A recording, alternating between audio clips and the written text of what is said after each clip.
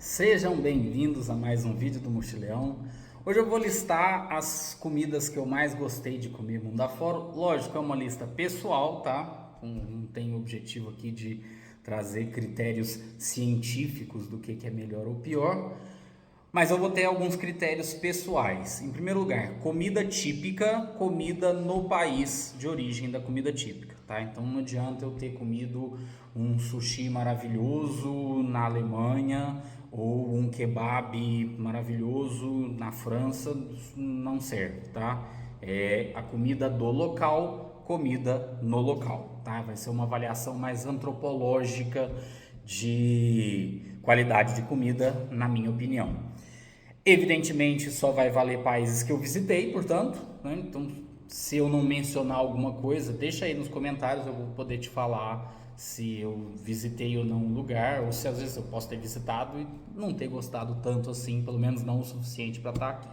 E outra coisa, o último critério, não vai valer comida brasileira. Eu até pensei em deixar comida de outras regiões, fora de Minas Gerais, tipo um acarajé na Bahia, um tacacá no Pará, mas decidi que não, tem um viés nacional aí nesse tipo de análise, então só comida estrangeira. Dito isso, deixa sua curtidinha no vídeo, sem enrolação, vamos começar. Em 10º lugar, tagine com cuscuz, do Marrocos. Tá? É um prato clássico do país. A culinária marroquina aqui é muito valorizada internacionalmente. Tem isso como base, assim, uma coisa que participa de quase todas as refeições. Vai ser uma carne bem cozida, ela é cozida lentamente numa panela, geralmente na tradição é numa panela de barro, eu não duvido que muito lugar hoje use panela de pressão, mas pela tradição vai na panela de barro, aí tira aquela tampinha e geralmente ela é consumida com cuscuz, né? O cuscuz é um tipo de farinha que não é aquela coisa louca de São Paulo, né? Mas é um tipo de farinha e aí você come aquele guisado de carne, que é um guisado com essa farinha e alguns vegetais, né? É muito bom, é uma coisa muito saborosa. As carnes podem ser diversas, mas o mais tradicional é a carne de cordeiro. E assim, se você estiver no Marrocos, fatalmente você vai ter contato com isso. Então, super recomendo. Vá ao Marrocos que você vai acabar comendo essa carne, esse prato, né? Delicioso. Em 9º lugar, a causa limenha, tá? A causa limenha é vou chamar aqui de um bolinho, né?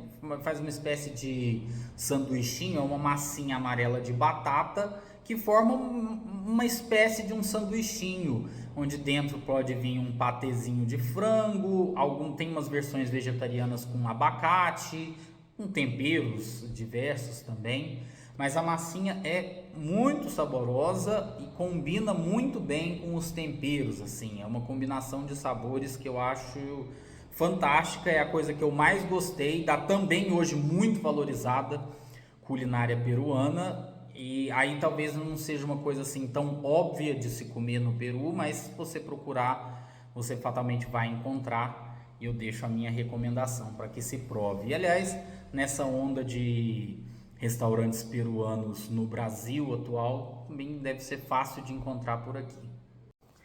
Em 8º lugar, imambaíde, é uma berinjela assada, cozida num molho vermelho. Não é diferente do preparo de berinjela que a gente vê por aqui, mas isso na Turquia é muito comum, tá? A gente encontra em vários lugares, geralmente vem a berinjela inteira, assim, a peça, né, da berinjela com o molho, alguns recheios, geralmente acompanhando grão de bico. É uma coisa que eu encontrei muito em restaurantes simples e, sabe, de comida cotidiana das pessoas. As pessoas saem do trabalho e vão ali comer. E a Turquia era muito legal nisso, né? Porque ser turista na Turquia é muito caro, é bem caro. E ser um local na Turquia é bastante acessível e come-se muito bem de maneira acessível entre os locais na Turquia. Tem um outro país que eu vou mencionar aqui, onde isso também é uma verdade. E aí é o que contribui muito para a minha militância contra o programa turístico, né, que ele é muito mais caro e ele é muito mais superficial na maioria das vezes.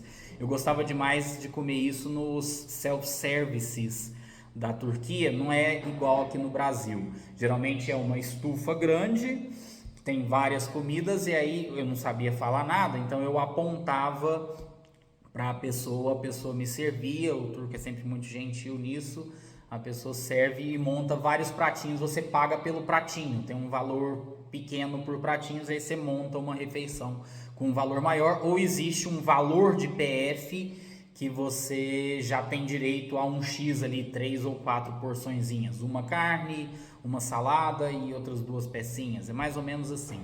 E eu sempre escolhia essa berinjela, esse imam baidi, porque, nossa, é maravilhoso. Aliás, é algo que se pode encontrar em outros lugares, mas igual na Turquia eu acho que eu realmente não encontrei. Naquele nível de sabor, de textura, uma coisa muito, muito boa mesmo. Em sétimo lugar, o Bruges Haring, da Holanda. Eu não sei se é essa a pronúncia. É uma comida muito singela. Eu até me perguntei, mas será que isso vai entrar? Mas eu tenho que ser honesto que eu adorei esse sanduichinho de peixe cru, tá? O peixinho geralmente passa por uma salmoura de azeite, assim, no máximo. Ele tem bastante azeite, sente-se bastante.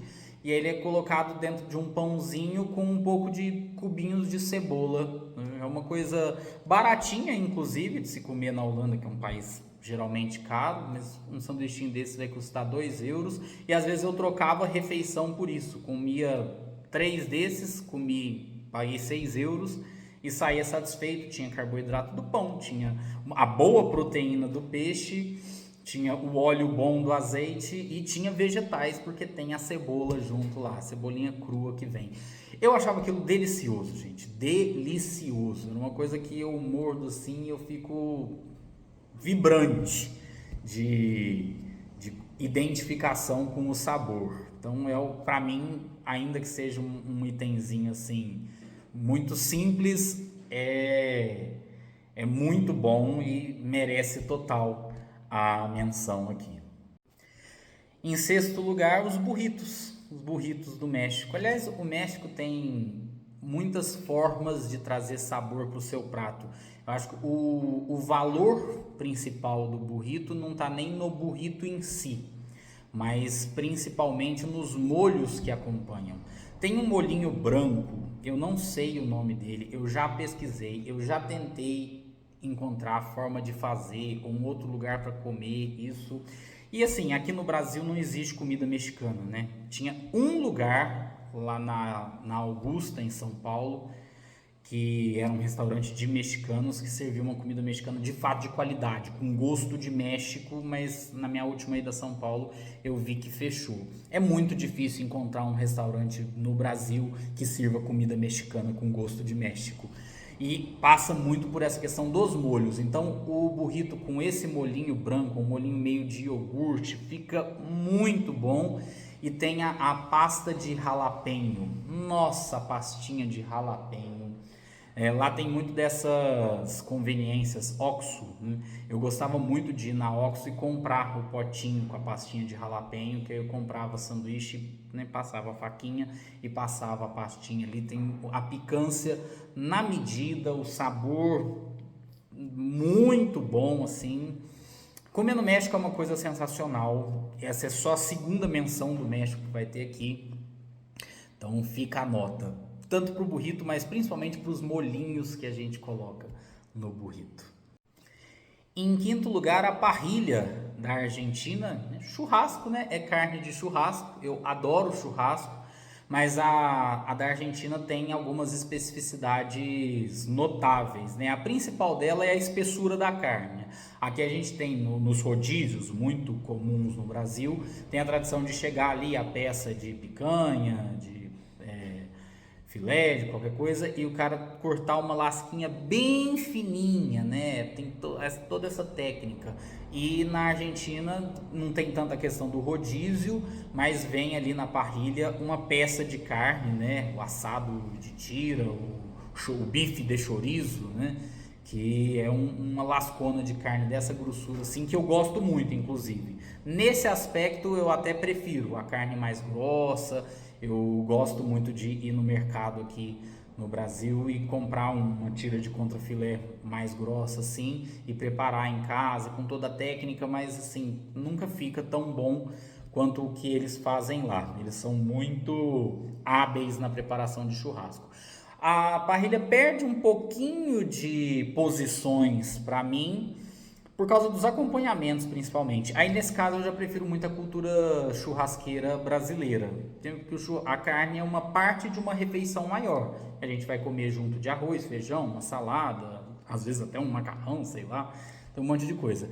E lá uma parrilha geralmente é um pedação desses de carne com batata frita.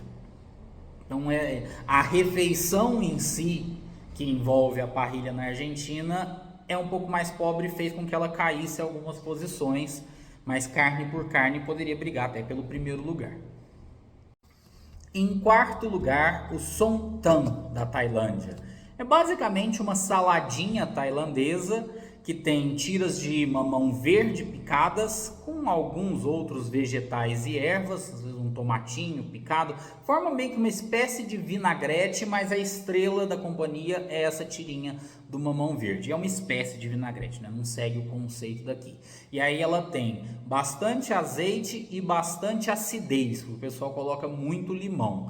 E aí eu comi sontans de diferentes qualidades. Alguns são bem mais puxados para o ácido, ou seja, tem bem mais limão, que eu gosto menos. E eu comi um, pelo menos, maravilhoso na cidade de Surat Thani, que é o que coloca aqui em quarto lugar.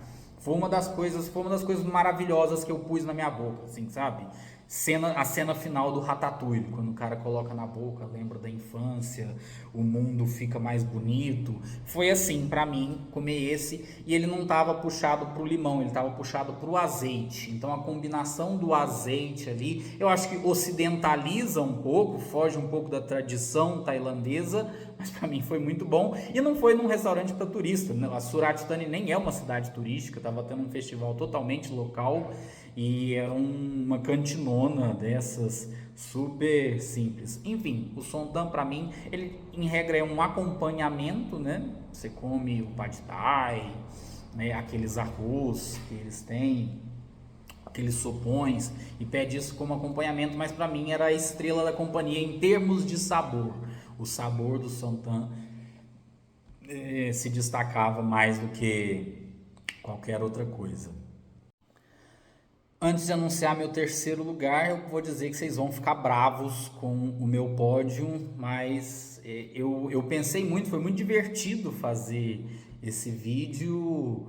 Eu listei muitas comidas que eu comi mundo afora e foi uma experiência de memória gostosa, né? Falar de comida é sempre muito bom. Enfim, o terceiro lugar fica com o Doner Kebab, da Turquia.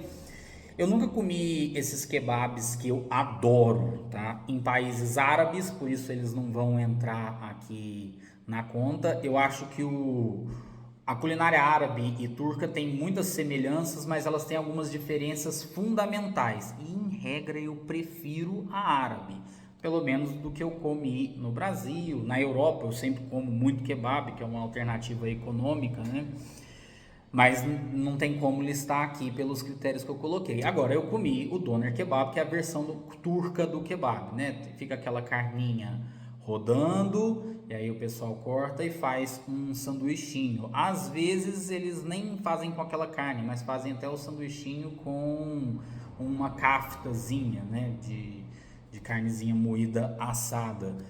Em qualquer uma das versões é muito gostoso, né? A segunda vez que a Turquia está aparecendo aqui, eu comi maravilhosamente bem na Turquia.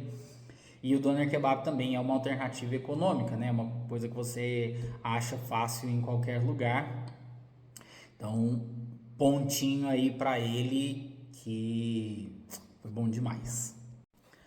Em segundo lugar, tacos al pastor do México, segunda aparição do México aqui também. Também tem uma carnezinha que fica rodando e eles têm um tempero todo particular, todo mexicano para fazer os taquinhos, né? O taquinho vem num pãozinho, numa tortilhinha geralmente pequena, né? E aí eles colocam um pouquinho dessa carne. Aliás, todo taco mereceria menção aqui. Eu comi muitos tacos extremamente saborosos, muitos tacos estranhos, mas que eu gostei de provar, de cérebro, de coisa. Um que eu gostei muito, assim, acima da média, era de cartilagem da bochecha da vaca. Eu gostei demais disso e eu já comi uma entradinha de cartilagem outra vez em outros lugares que eu também gostei demais. Mas acho que o carro-chefe, assim, o taco principal é o tacos ao pastor. Ele tá para todos os lados ali. Vem com aquele sanduichinho, às vezes um guacamole por cima, às vezes um limãozinho e fica bom demais. Assim como na Turquia, comer no México é fantástico. Eu não vou dizer só que a comida do México é a minha culinária preferida do mundo, porque eu realmente preciso de me adentrar mais nessa cultura do árabe, porque eu realmente sou fanático pela cozinha dessa região do país e é por ali que vai vir a primeira colocação. Em primeiro lugar, eu não tenho nem um nome para isso, eu não sei como falar isso em grego, mas é um prato que vem da Grécia, é o porco ou o cordeiro assado na pita, né? Pita é também um tipinho de pão, eles têm essa tradição de deixar a carne rodando, parece que eu gosto dessas carnes que ficam rodando, né? Todo o meu pódio veio daí e são diferentes, gente. Um doner kebab é muito diferente de um taco ao pastor, que é muito diferente dessa pita aqui. Na verdade, eu até deixo isso em primeiro lugar pela versatilidade. Eu comia muitas vezes no sanduíche, então ele enrola, ele corta a carninha lá, monta o sanduichinho e entrega no pão. É uma forma mais econômica de comer. Mas tinha dias que eu estava com mais fome, eu estava com vontade de fazer uma refeição, né, mais substanciosa, e aí você pode pedir isso no prato.